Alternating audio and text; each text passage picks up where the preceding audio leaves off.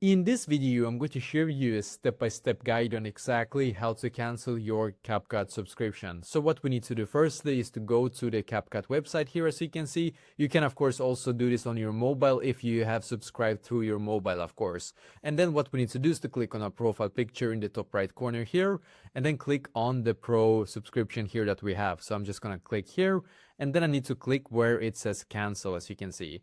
And then you can see I will now cancel my plan, but be really aware of this. I actually subscribed through my PC, so through my computer, so that's why I'm also canceling it on my computer. But you can see if you have actually like opened up your subscription on your mobile instead, you can see you need to open up the CapCut mobile, go to the profile page, tap the Pro tag next to your username, tap management, and then cancel. So basically what we did right now.